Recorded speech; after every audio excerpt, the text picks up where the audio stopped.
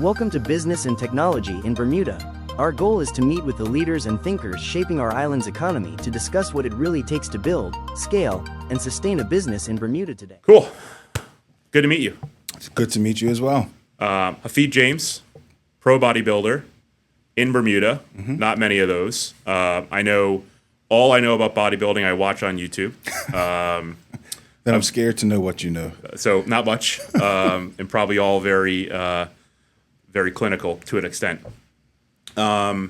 You're Bermudian, been in Bermuda for how long? What's your background? Where'd you come from? Bermudian, born and raised. Okay. Yeah. And you've been doing your bodybuilding profession for how long?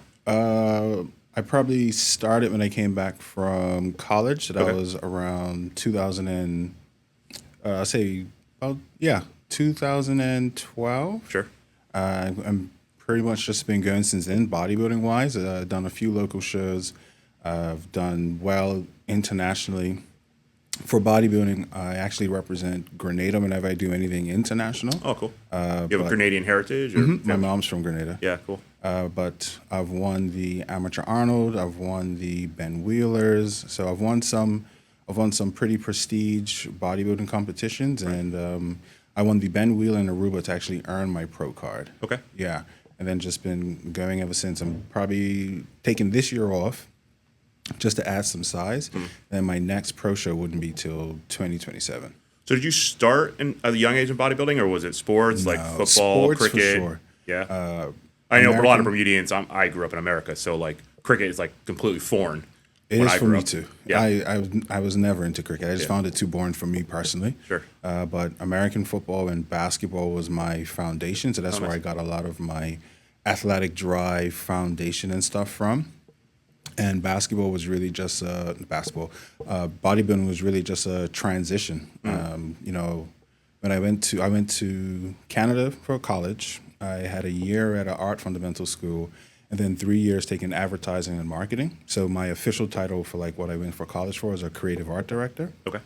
And even then, when I went to that school, it was that decision of like, am I going to focus on basketball or focus on my academics? Right. So I still played for the Division II, but then I made sure like I played for Division II and went for Division II because I really wanted to put a lot of emphasis into school. And then just coming back here, it was just trying to find different things to do. Being in Toronto, one of the best things, it had a lot of different diverse cultures, which left you a lot of different opportunities, people, events that I just never had access to. Big city. And I didn't want to come back to Bermuda and feel stifled. Right. So I was doing a bunch of stuff just to say like, hey, what's something I've never done before? One of the things that happened to be like modeling, fitness modeling. A few friends of mine would do it. And we would always joke like, who looks the best? Who looks the best? And then at the gym one day, this person was like, you know what, there's a bodybuilding competition. Instead of you guys judging, someone can actually judge you. Get in the middle of it. And say, this person actually looks the best. And I ended up winning that show. I probably won the next 2 shows after that. But honestly, it wasn't until probably my 4th show. I won the CAC, which is the Central America and the Caribbean. And then the previous year, I went back and actually came 4th. And it wasn't until losing that show that I actually became a bodybuilder. Because I was very like, I'm winning shows. I don't really need to change my diet much. I don't really need to do this and that. You were just naturally walking on stage. Pretty much. Normal fitness routine. You weren't doing anything crazy in the gym. No. Nutrition was normal. Nutrition was good for what I knew at the time. I didn't have the education behind it. Right. So it wasn't until losing that show that I was like, nah, I'm a sore loser. Sure. In the sense that I don't like to lose. Right. And I'll do whatever I have to do to make sure I don't have that feeling again. Right, yeah. So it was then me starting to put that knowledge behind it and be like, okay, what do I have to do to take my body to the next level? Sure. Which is perfectly transitioned to me even becoming a personal trainer, because when I won my first show, I had people asking me like, hey, can I train with you? And I'm telling them, I don't know what I'm doing. Sure. I have no knowledge. I got here just skiing my way just here. Genetics and putting in hard work. Right. But then coming back from college, one of the things that happened is I took my portfolio to like every advertising company here, and they all said, well, because you wasn't doing it for 10 to 15 years, we can't hire you. Oh, really? Yeah, even had, I won't mention the company, but even at one of the VPs of one of the big ad agencies here, she wanted to meet me because she saw my work, and she was like, who is this person? Yeah, I'm super interested, right? Yeah. Still, she even like, I did a safe sex campaign on the island. So a lot of my work wasn't just college work.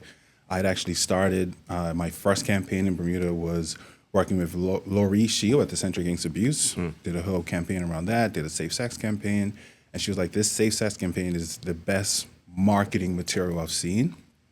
But again, I wasn't working 10 to 15 years, so no one would hire me. Right. And then they just You're coming out of college with a college. degree, been into a big city. You've obviously done a bit of work out there, advertising. Yep. Yeah. Yep. And they're like, because you're is just the skill level here so high, or they just didn't take you seriously because of your age, or? I really just think sometimes people just have certain quotas that have to be hit. Sure. And it's like, well, you don't hit this one particular quota where you haven't been doing it long enough. Right. Where, overseas, if someone would have wanted to bring me in, if it was that serious, they'd be like, look, we got certain things we can't hire you, but maybe we can give you like a year free internship. Sure. And then maybe see what we can do from there. Right. But it was just like wasn't that available. Yeah. It's crazy. Which just happened to pivot perfectly because I needed a job. Right. So I was like, people keep asking me to do personal training or to train them. Yeah. Let me start educating myself. Well, I can see like it does make a lot of sense to me. I figured when I saw some of your social media and I started like following you, and I don't think I was deliberately following you at first. It was just hitting my socials. I'm like, oh, this is pretty well put together. Like there's like some seriousness to how you were going about your social media. You were doing a lot of engagement. I think you're probably at Beast Gym, like some of the times, at least the times I saw some of your clips. And that's not an easy place to film in. It's quite big. It's hard to get audio, and it's just a busy gym. Yeah. So I'm like, oh, you're really engaging. And then now to hear you used to do advertising as a That schooling, and then for your career, that makes a lot of sense. Yeah, it definitely helped a lot with that. So I went Humber College when it came to the advertising. Beautiful school. Yeah. Like everything they taught you learned because they were hard.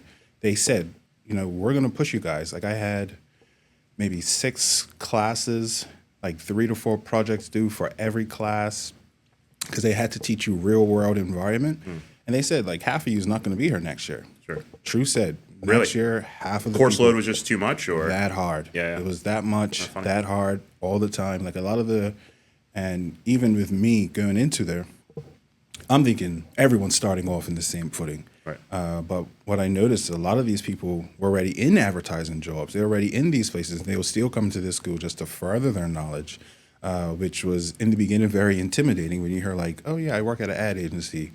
And then they're going back to school just to put a capstone on their career, which was tough but great. Yeah. One of the things I always try to do, I love surrounding myself with quality people because I want to learn how your brain works. I want to see like how do you get to this solution? How do you get to that situation? Like I love being in environments where I can learn from people. Sure. Because then I'm around all of these people, all of them, different mindsets, different strategies. I could take that, imbue myself into that strategy still, and I can better myself even quicker. Right. So even though it was intimidating at first, I love that I was in that environment because it just helps to push me. I've always had that underdog mindset. I always I have to work twice as hard, but I don't mind once I get the result I want. Right.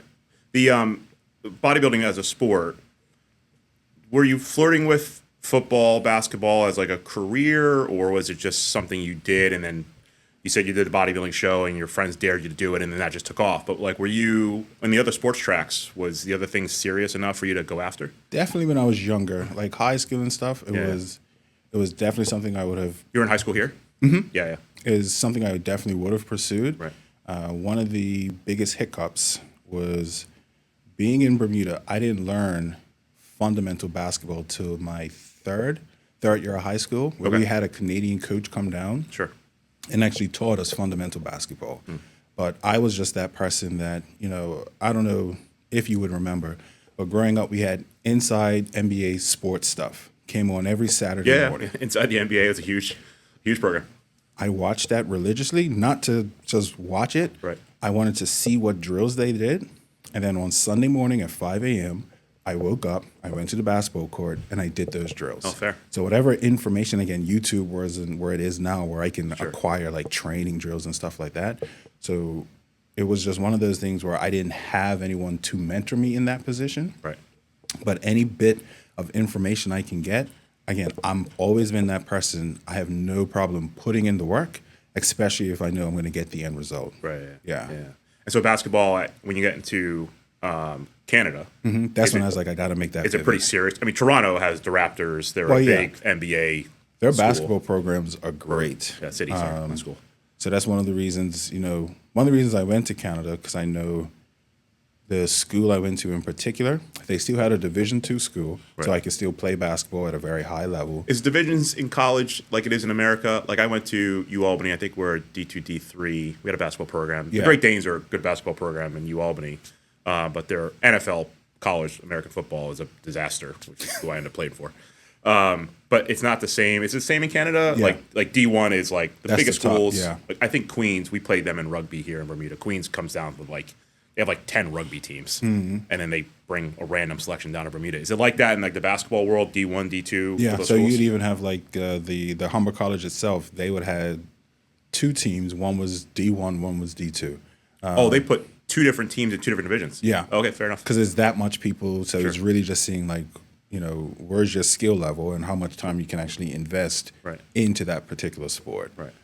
So definitely, I wasn't even trying to go D1 just because, again, that workload. Like my day at school started at 6, and I usually went to bed at 2, and then just repeated every day.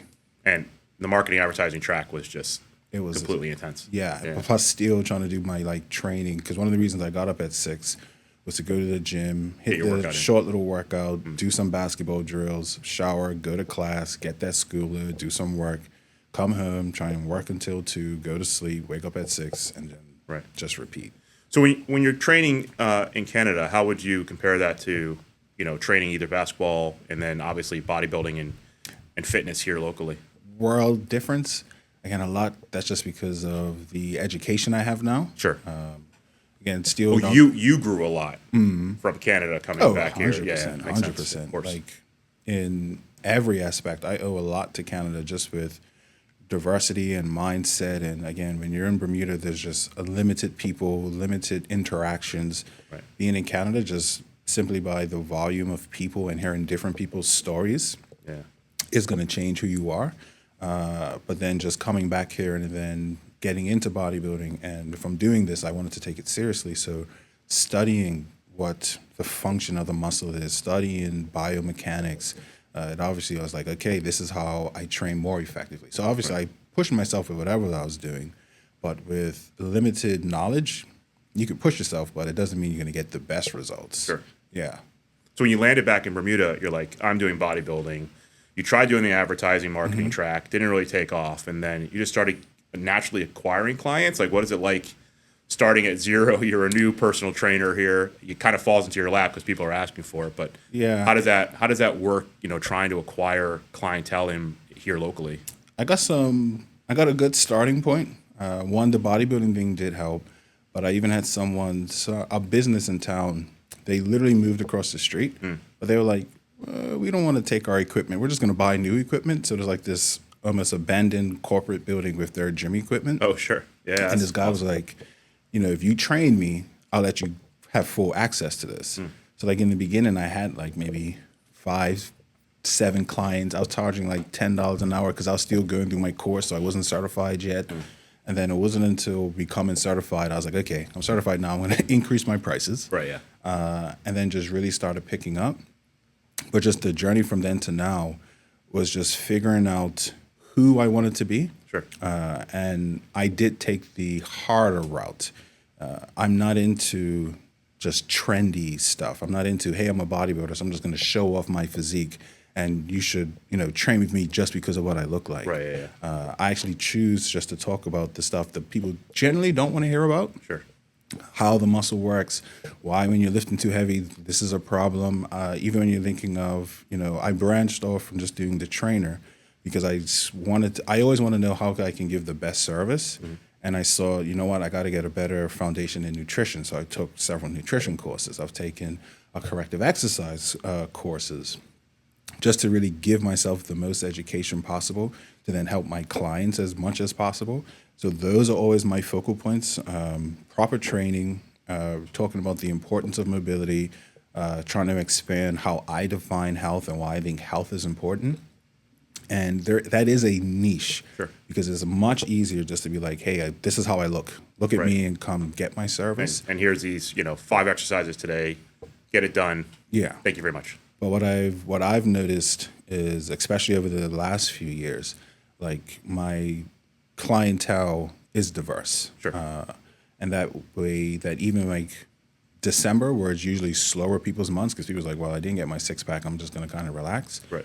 My client schedule still stay pretty much full. You have some clients that go away, but because my clients are not just there for, hey, I'm trying to get a certain physique, they understand like mobility is important.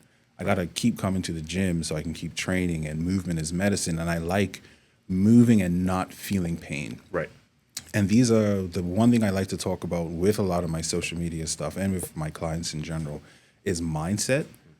There's a lot of people that go to the gym and they're just like, you know what, my knees hurt, but I'm just got to push past it. And I've got to stop and explain, no. Right. Muscle pain, push through all you want, but we don't want to push through joint pain. Don't get into that like no pain, no gain stuff. Sure.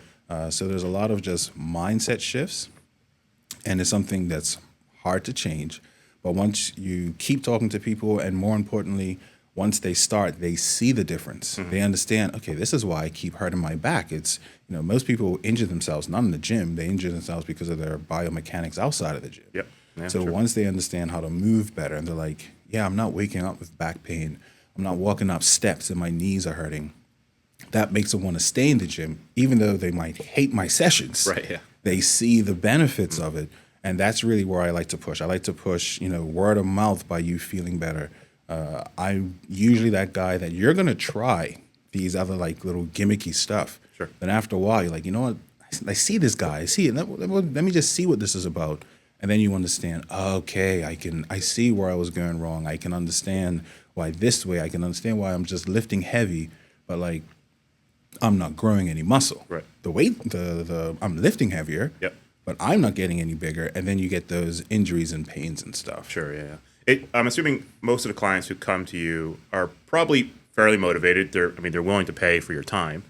But is that an individual thing they're willing to do? And when you go back to them and go, let's talk about nutrition, let's talk about sleep, let's talk about stress in your life, let's talk about your bad habits, drinking, I'm sure there's some recreational drug use, like going through all these other things in their life. You're like, okay, well, you took step one and you're here, and I'm happy to help you, but we now have to unpack these other things. Is that sometimes difficult to get through, or?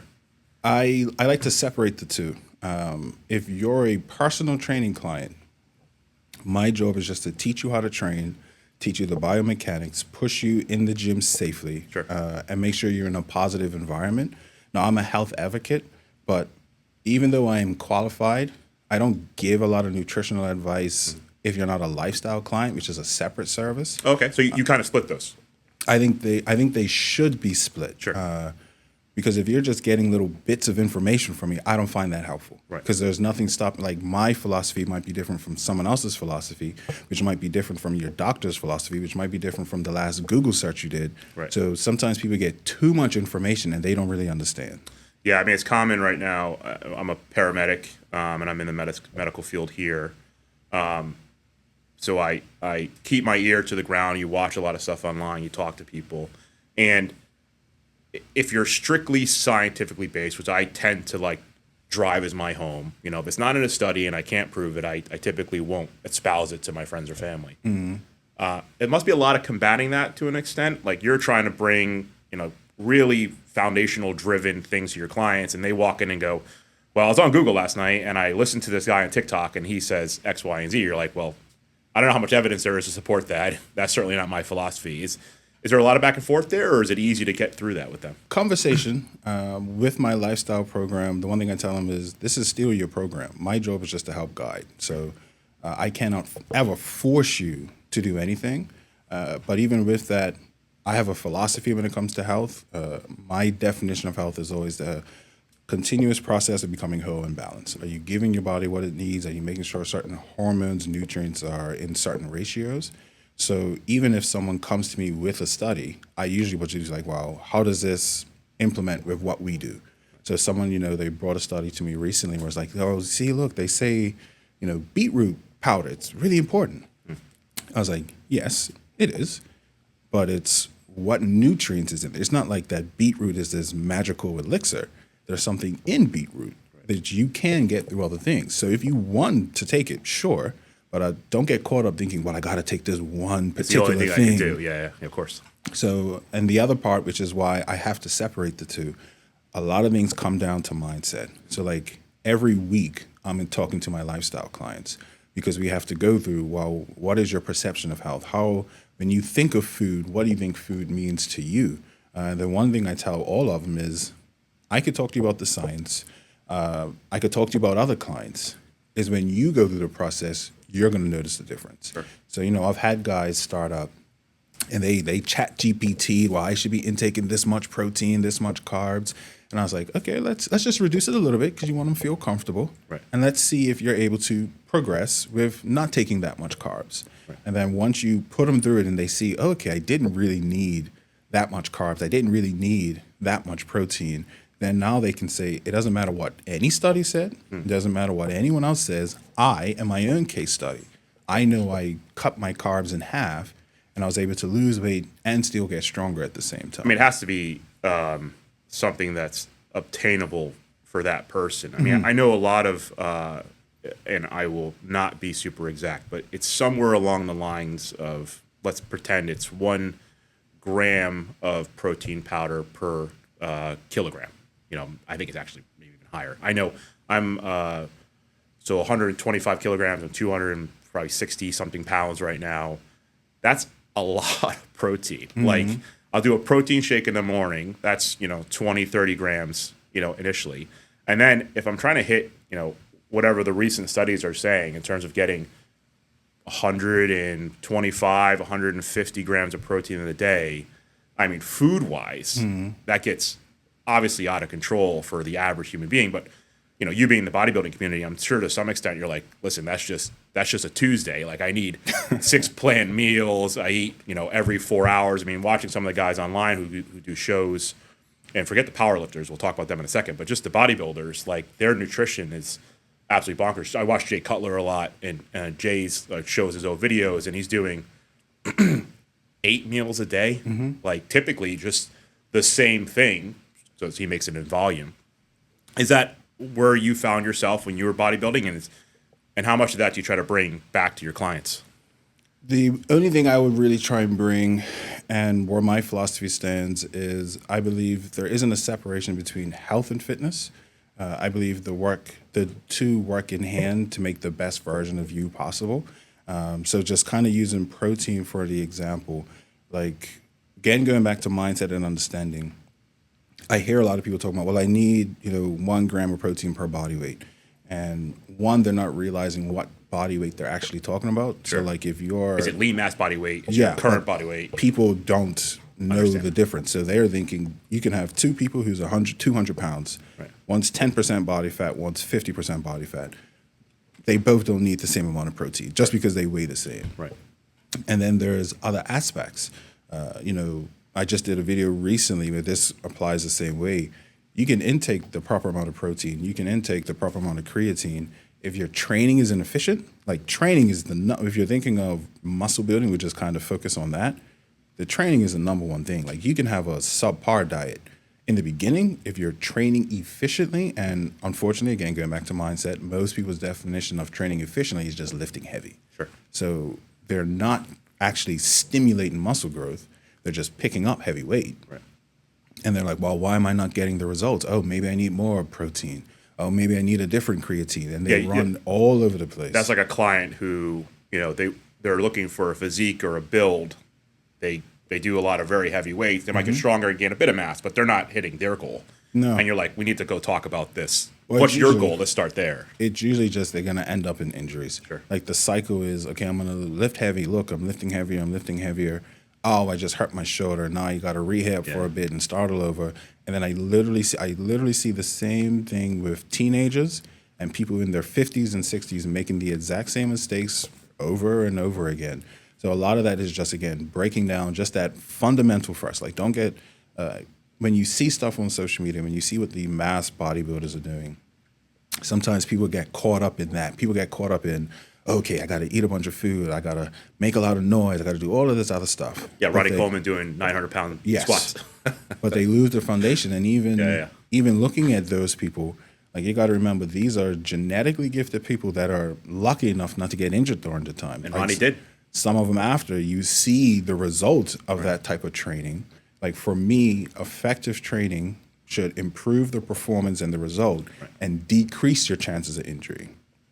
If Ronnie would have trained with more of a safety mindset, he would have grown the same, if not better, and he probably wouldn't have a lot of the injuries that he has to deal with now. But people just get caught up in what they see, and they're not looking at, well, what happened to them, or even what happened to themselves. Like, I've seen people in the gym, and they're trying to, like, do a dumbbell press with 90 pounds. And I remember once I even told this guy, I was like, hey, your form looks really off. I'm really worried about your shoulder. I really think you should decrease. I don't generally like to talk to people in the gym. If you don't pay me, that's your problem. But then his reply was, yeah, I do have a rotator cuff injury, but I'm all right. That's why I'm not going full range. And I was like, well, that doesn't make any sense. You have a rotator cuff injury and you want to lift this weight like this? You're only asking for injuries. Address that first. So with all of my clients, like, I don't care who you are, fundamentals. What's fundamental training? What's your philosophy of training? Let's get your health in order. Because even once you get the training stuff, once your health is in order, your body works properly. You can intake all the protein you want. If your gut health isn't efficient, you can't absorb that protein.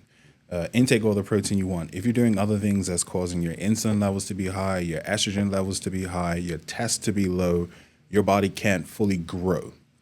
So I always think if something's efficient, you always don't need as much. So all of my clients, I'll stick to like lifestyle clients, they've progressed. They don't need to be on huge amount of proteins because we make sure they get enough protein, but then I make sure their GH levels are high.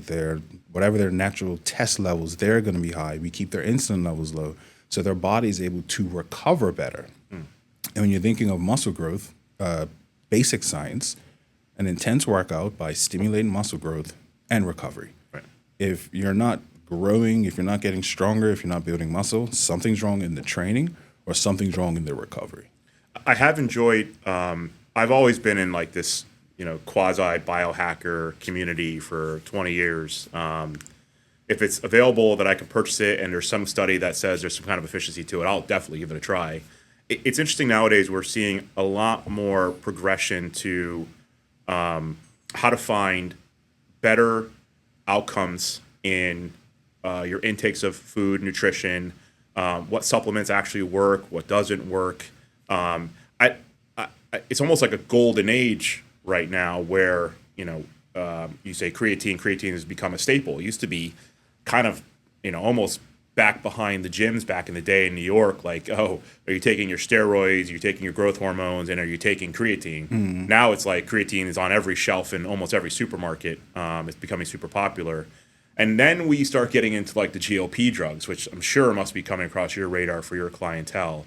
How is it to try to balance everything all these people are bringing to you with, making sure you're giving, relative good information, but also not tripping over into, oh my God, I feel like I'm now your primary care physician because, I need to worry about your insulin levels. And, in some respects you want to stay in your lane, but also you want to help these people get the best out of it. Like that's a big balancing act for someone who worries about someone's health and their nutrition and their sleep quality and their hormone levels. And it's a lot to balance. Yeah, that's one of the reasons, again, why personal training clients, like it's in their name, personal trainer, that says nothing about nutrition, hormonal health, anything else like that. The beautiful thing about health, which covers a lot of the bases, which how I think health should be marketed, is once your body's working efficiently, it deals with a lot. Like if someone came to me and they were like, hey, I'm trying to lose weight. And another client came to me and say, hey, I'm diabetic. I'm trying to, reduce my meds, come out of the diabetic stage. My approach is the exact same because I understand both of those things primarily are hormone related. Your insulin level's too high. Insulin is a fat storing hormone. So if your insulin level's high, you're doing a bunch of things that's keeping your insulin levels high, it's really hard to lose weight. When you're looking at a lot of the lifestyle illnesses from diabetes, cholesterol, dementia, there's a correlation between high amounts of insulin and high amounts of inflammation. Yeah, these are all things that we are basically doing to ourselves. So I don't need to think, well, this person has diabetes. I got to do this whole different thing with this person, and this person's trying to, I got to do this whole different thing.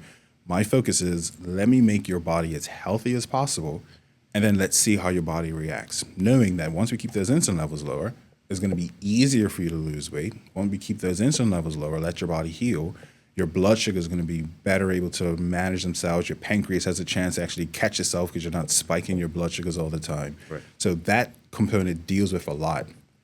And then anything else is just, I believe, keep it as a lifestyle. So obviously the GLP-1s are a big thing. Hold on, let me, insulin. Yes. So the GLP-1, those are recent. Those are very popular right now.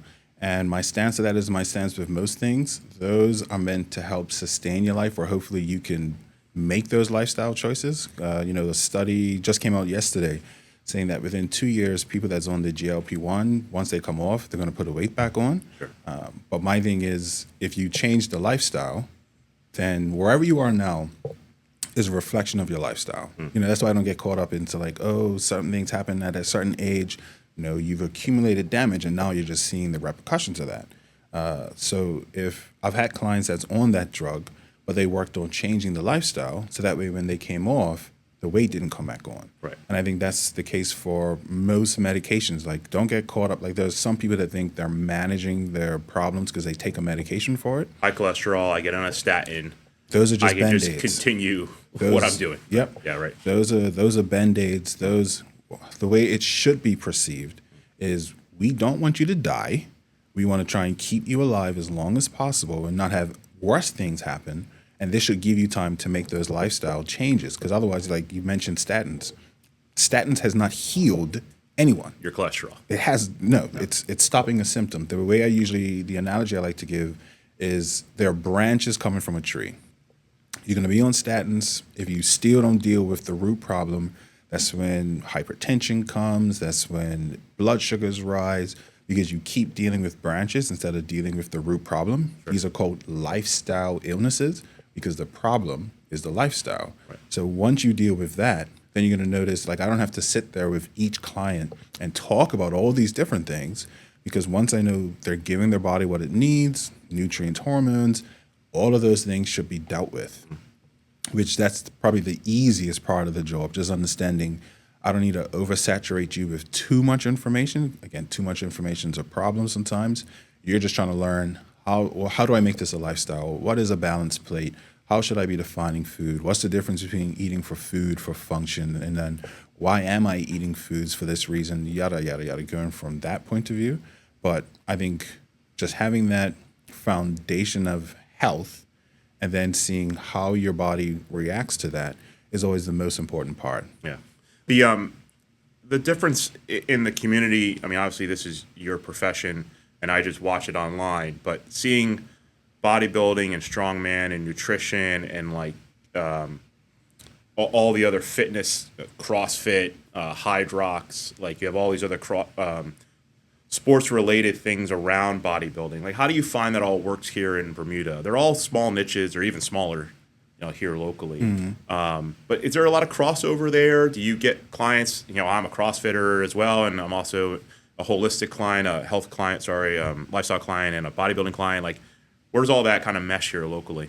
Well, I know CrossFit is still pretty popular in Bermuda. I think the only unfortunate thing, I think the concept of CrossFit is great. The unfortunate part is a lot of my clients that's done CrossFit previously come with me with the same exact problems. So a lot of our stuff, before they even realize it, is rehab stuff for us. Sure. Because they would all come to me with very dominant upper traps. They don't have any idea how to engage their shoulders for certain movements. And usually their rotator cuff muscles are very weak. So I think, without ever having done CrossFit, I think the problem comes in when you have maybe one CrossFit instructor and like 20 people, and you're telling them we need you to move this weight as fast as it can. With that mindset, you tend to not think as much about form. Yeah, right. So I think the concept is great. If you can control the environment, challenge yourself, is a great community sport as well. But my thing is, no matter what you do, when you're thinking of your physical activity, my foundation when it comes to training is having a proper understanding on core and posture. So powerlifting, you have to understand core and posture if you're not trying to hurt yourself. Right. CrossFit, bodybuilding, every sport, golf, you have to understand core and posture so you don't mess up your back because you're swinging all the time. Right. So that's always been my foundation. So I try not to ever say you shouldn't do this or you shouldn't do that. It's just having that understanding, well, what's the best way for me to do it to enjoy it and then not hurt myself in the long run? Golf I always found hilarious for many reasons. I'm a horrendous golfer. My friends will tell you without question. We've been golfing on my birthday for the last few years. I think just because it's funny. I'm just so bad at it. But I always looked at it from a sports science, sports medicine side of it too. Being like, I get people, especially my friends, some of them are avid golfers. They're golfing every week, right? Mm-hmm. And I'm like, how do you unwind? It's like a pitcher, gets up, throws 100 balls, that series or even that day or the next day. Yeah. With one arm on one side with one motion. Golf, one swing, same side all the time. And I'm thinking, someone who is an amateur advocate, love health sciences and sports medicine. I'm thinking to myself, can you imagine being their therapist trying to unwind, 50 golf swings 3 days a week, and now I have to bring them in. Now they have a problem, a shoulder problem, a hip problem, a leg problem, a back problem. I mean, that's just so much volume in that one competitive motion, like you said with CrossFit. Granted, it's spread across maybe 10 or 20 exercises, but it's so much volume, not done very well. And now I have to bring them, into your lab, so to speak, and try to unwind all this. I'm sure you run into that. Yeah, pretty but often. I would say that even happens if someone that doesn't work out, just being in certain repetitive motions or being in the same position for so long. If you just look at the average person's general posture is not that great because they're in that hunch position for long because they're typing all day. So when it comes to let's just stick with my clients.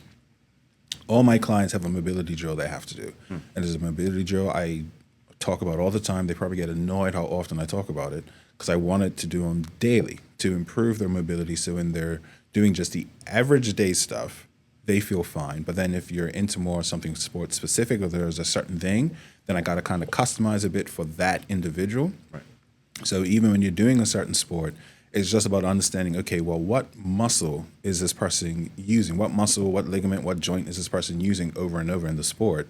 And then what's the stabilizing muscles? What's the supporting muscles that we have to make sure they understand are strong so that way they can do it and hopefully prevent any injuries? Do they understand how to brace their core, let's using golf, as they swing so it's not all lower back all the time? They actually understand how to rotate through their spine. So a lot of it is just understanding what sport they're doing or what just movement pattern they're doing, understand that movement pattern, and then just make sure any muscles around that movement pattern are strong or loose, and then they just make sure they do certain things to help recover after. Massages, foam rolling, whatever that person might have to do, just to, again, just help prevent injuries. I've loved sauna as a recovery. I never agreed with it from a scientific standpoint, not being a scientist, like cold plunges. Where do you sit on the recovery side? I used to work out with a few of the NFL players back in upstate New York, come through camps, and I get the chance to work out with them because I played football. And big foam rollers, like huge. And I'm like, well, they're a pro athlete. Maybe foam rolling is a thing I should do. So where does it sit nowadays? What do you recommend to your clients? Like, what does recovery look like? I've just done, my lifestyle is trying to get in the right direction. I've just done a pretty big workout with you. You're like, cool, here's your game plan for the next week for recovery. Do this. Usually, depending on just the individual, the more active you are, the more you got to think of your recovery. So obviously, the stuff I have to do for my recovery is going to be more extreme because I'm working more extreme in the gym. But general rules of thumbs is one, just making sure you're not overtraining in the gym. That's one problem I see often where, I see people in the gym 5 days a week. I see people in the gym for like 2 hours in the gym, and they think, again, thinking of mindset, they have to be in the gym that long. They have to try and push that hard. But then that just means your body needs longer time to recover because you've done so much damage to your body. But then other things like that is just thinking of your nutrition, giving sure there's going to be a state of inflammation, which the body needs. But then you want to make sure you're doing things and you're taking things that's going to be anti-inflammatory to help with the healing process. You want to make sure your sleep's in order. Like sleep is one of the most important things when you come to your recovery, or just your quality of life, period. But then always looking at that certain individuals, foam rolling definitely has some benefits, especially if you notice certain muscles get tighter. If, you're a soccer player, so you're on your feet, you're on your calves more than the average person, you got to be like, okay, well, I know this muscle gets worked more, so I got to be a little bit more mindful, make sure I give this particular muscle more attention. The cold plunges or ice baths, I think those are beneficial. I think the only real thing I would really say to that is sometimes people do it too early. Even when it just comes to icing, sometimes people ice right after. That actually slows down the inflammation process. Again, we want that little bit of inflammation in the beginning. That's actually part of the healing process.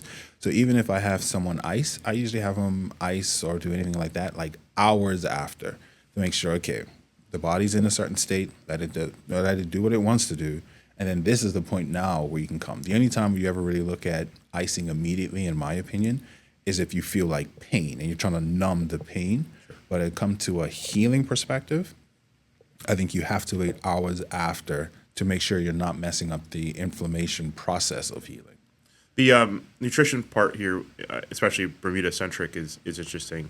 We're not the cheapest place in the world to buy food. No. Protein powder here is super expensive. I was surprised. I brought protein back from the States a few months ago probably, and I got pulled into customs, and they're like, oh, yeah, you have to pay for the protein powder. I'm like, this is not a food? They're like, no, it's a supplement. You got to pay for protein powder. So, obviously it makes a lot of sense why the protein powder here is so expensive sometimes. Mm-hmm. How do you navigate that with your clients? What's the advice? Try to get the protein and macronutrients you need, the healthy fats you need. Like, is it sometimes just a knife fight trying to get them to buy the right stuff in the supermarkets? And I think I tend to deal with food mostly. I do understand the economics and just the problem with Bermuda in general. So quick side note, one of the many things I do when it comes to me as an entrepreneur is we put it in this week. I should be a registered charity soon. We actually have a feeding program at Dalwood Middle School providing healthy meals. We teamed up with Jamaican Grills, and we have a few sponsors now.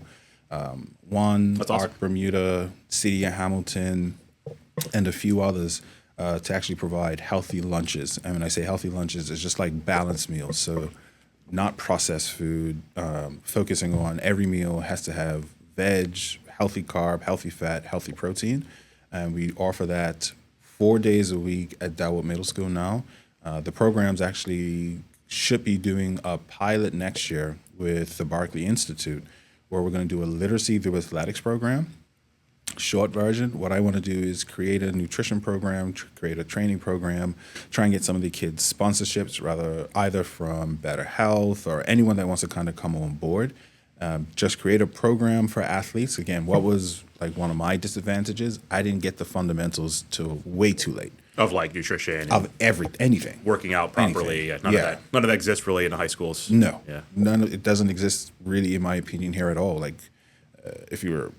if I have to be honest, when you look at the sports fitness world from middle school to our professional league, what is the same complaint you hear all the time when they go overseas? Their fitness level couldn't match. Right. Yeah. That's because there is no fundamentals in nutrition and training to actually give them the best chance. I want to make sure the high schoolers, before they go off to college, we can give that fundamentals of health and training. And there's so many branches of benefits that creates when you're thinking of the way health should be marketed, as I talked before, is there's the health and fitness work hand in hand. So again, the same things I'm going to be doing to help make sure they're a better performer. If they can understand that, make those habits, that should be decreasing the chances of them having cholesterol problems, blood sugar problems, obesity problems. What's one of the biggest issues in Bermuda? The healthcare prices, healthcare system. But if you try and tell a teenager, I try and tell a 30-year-old about diabetes, they're like, oh, no, that's way down the line. That's not my problem. Yeah, right. But if you want to lose weight, you want to improve your performance, you want to build muscle, do these things. Knowing the side effect of doing those things is going to help improve your quality of life in the long run. I want to teach them how to use social media because that's my background, the marketing. And there's kids in high school overseas making money from their social media account. And there's companies and schools looking at social media. I want them to have a great social media account. And anyone ever looks at it, they'll be like, who's managing this child? Right. And then in return, they're not allowed to fail more than one class. They have to do a community service. They have to have a reading list they have to go through. And then hopefully with one of the other businesses I do, my Sail Away Soca events, the money, once we have these sponsorships come on that can cover the cost for the feeding program, the money from Sail Away can be a sponsorship to each student saying, hey, you followed what you were supposed to do for the last 4 years. Here's $5,000, $10,000, $15,000 for your education to proceed forward. No, I think the charity idea is fantastic. I have so many thoughts on that. I mean, I remember being in high school, you would have gym, like your gymnasium time, which would typically just be like something, relatively unentertaining, dodgeball, great for the kids, fun, keeps them busy for the 45 minutes or whatever. Mm-hmm. But as an example, like you couldn't use the weight room unless you were part of a weightlifting sport like football or wrestling. So I know a lot of kids are like, oh, I want to go work out. Be like, oh, sorry, you got to go like after hours and sneak in with a football player or something like that. There was no education on that. My health sciences class when I was in high school, I think we touched on nutrition. Obviously, I remember most about sex ed because it was so like controversial at the time as a high schooler. But I can't tell you we did anything serious about nutrition at all. And I was in a fairly big school when I was growing up. But I think those are huge gaps. I see it here. I'm the secretary for Bermuda Rugby, so I'm running and helping run. It's not me. It's a huge amount of volunteers, but the union runs all these youth programs and youth camps and how do we get kids into rugby and how do we take care of them when they're rugby, and there's a lot of kids come up through the system and there's no education on health, on fitness, and we're all volunteers and the coaches are volunteers, and you're trying to get this these kids, a lot of them are really high potential, but how much time do you get with them to teach them the proper things they need to know to be a good sportsman, or sportswoman? Bermuda women's rugby is obviously on a huge tear, and there's all this lack of education. And to be fair, it doesn't seem to be much better when it's in the private schools or in the public schools, because all those filter into, especially rugby, we're really multicultural nowadays. Mm-hmm. And I think a charity that reaches out and goes out to those kids and be like, no, like here's what a real meal needs to look like. You want to play like LeBron James or Michael Jordan or Jovic, just to name some popular basketball players. Here's what they are doing. I think the two best examples to look at is LeBron James and Tom Brady. If you look at the amount of money, I think it was like 1.3 billion they put into their health a year. And then look at their longevity. Don't just look at their skill level. Some of that is their genetic God-given gift, but the way they were able to play, how long they were able to play, and the peak they were able to play, it's because they put so much money into their health. Right. I don't think, just because you're not a pro, you shouldn't have that same pro mindset. Like, you don't have the money, obviously, but what is the best I can do? How much can I put in? And as you stated, the problem when you're not guided by someone is that now you're left to interpretation. And the health fitness industry is $1 billion a year industry. If they can fool you to buy their product, to buy their services, they will fool you to buy their services. And the problem is that now this becomes dogma. Now, one of the things as I mentioned before, a lot of the mindsets teenagers have are the same mindsets people in their 60s and 70s had. So you got to try and tear that stuff down. In my opinion, if you had classes that actually focused on teaching hormonal health, teaching, okay, this is what creatine is, this is what your ATP is, you would understand, oh, okay, so my creatine levels naturally are going to go up once I start training. I can get creatine through food, so I don't have to. If I'm just a beginner, I don't have to waste money buying creatine. I can still get that. That'll still raise up just all of these other things I'm doing. I think through education, and that's even one of the things I try to focus on with my pages, is trying to teach people not to fall for the scams. Right, yeah. Just by focusing on, hey, this is what the science says. Look at all of these clients, because sometimes when you talk about yourself, it's like, well, here's a bodybuilder, he doesn't count. Right. But when you see that I have people in menopause losing weight, I have women in their 60s getting stronger, and you can see their form. They're not throwing weight around. They're going full range of motion. If I can have a 40-year-old mother of 3 get stronger in the gym with 2 sessions a week, It's possible for you. it's possible. Right, yeah. It's possible. So that's one of the, even when it comes. The bar is not so far up you can't reach it. But people will want you to think otherwise so they can tell you something. So as we kind of start to wrap up, you're doing lifestyle training, consulting. You're doing bodybuilding. You have this great charity. Congratulations. That's you. amazing. I'm super behind that, and happy to chat with you about how we can support that from a rugby level as well.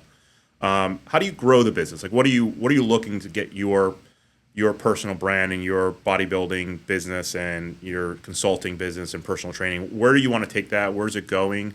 Are you happy just being the one-man operator, or how do you expand it if you want to? What does that look like? Great question. I would say I've always had the philosophy I've just learned, man playing, God laughs. My job, and all my job ever has been, is take the opportunities that come to me and put in the work and see what comes out. So even when it comes to business stuff, my focus is always, well, how can I just make my business better? What service can I provide? What new education, what new tool, what new program can I add just to make it better? And things just will naturally grow. Opportunities will naturally come up. If you would have asked any of my friends growing up if they thought I'd have been a podcaster, no, because I hate being on camera. Sure. I hate it for passion. I hate hearing my voice, but Thank you for letting me drag you in. That's fine. I'm used to it, because last year I started my YouTube page. It's almost been, we just had like our year anniversary last year. And within the year, we're just over 5,000 subscribers. I think right now I'm like 2,000 views away from 500,000 views. Awesome. So I'm sure in starting the podcast, that's a whole business into itself. It is. A lot of work. With that, that's all me, like the videoing, the editing. But because I started doing that, Rusty G and Irie reached out where they want to do something. He lets me come in his studio. We're actually working on a few deals right now to have me have a health segment on there. With the charity, I will see how far that goes. Thankfully, we've had some meetings with the Ministry of Education, see where that goes. So with a lot of the stuff, I really just focus on how can I be the best version of me? How can I take any opportunity that comes up? And I really feel that because this isn't just a job, it's a calling, anything I think that fits that calling, I'll go for. Right. And then just see where it takes me. Well, I mean, you caught my eye. Obviously, I'm super interested in the space, but seeing how educational your videos were, how realistic they were, how, even, with yourself, in a camera and a microphone, how well presented you were making your points. And then I ran into you in the gym. I'm like, oh my God, he'd be perfect. I'd love to talk to him. So congratulations. I mean, it's not. I don't think people appreciate, and entrepreneurialism is a super lonely world. I'm probably telling that, speaking to the choir, so to speak. But you more than anybody else will know the trials, tribulations trying to get a business started in Bermuda, and to watch and to hear your story of going from, I'm doing marketing, and now all of a sudden I'm at a bodybuilding show, and all of a sudden I'm training clients, and all of a sudden I'm starting a charity to help kids, be better in nutrition and better in sports science is fantastic. So congratulations. Thank you. It's a super inspiring story, and we don't have enough of great education in Bermuda on health sciences. It's kind of all over the map, as you said. Like it's not exactly a dialed in thing we have here. It's a small country. We don't have a ton of resources, but it's super energetic to hear someone like yourself out there doing all these things, and I'm a big fan. So congratulations. Thank you very much. Great, thank you. Thank you. Oh, gotta make sure. Yeah. Jeez. No. YouTube page. Gotta put in the plugins. I'm gonna put in all those links. Oh, okay. Yeah. But please, I'll keep going. So the Instagram, Yes. IFBB Pro HTJ. That's the same thing for the YouTube, the podcast for health and happiness. Again, a lot of my stuff is just focusing on mindset. I think that's always my baseline approach. Change the mindset, change the habits. Then I would also add in some funny stuff, some nutritional stuff, some training stuff. I try to make sure there's something for everyone. If you want to be a bodybuilder or you're a stay-at-home parent, there's something there for you. Let's get the YouTube channel to 500,000. Hey, passed. I'm trying to get 10,000. Great. And at some point you get a plaque, I believe. Yeah. I think I don't know what number that is, but I'll Get a work plaque at some towards it. point. That's amazing. Well, congratulations. Thank Thanks, you. Hafid. Thank you. Thank you for joining the conversation on business and technology in Bermuda. If you found value in today's discussion, share it with your team. Keep building, keep leading, and we'll see you next time.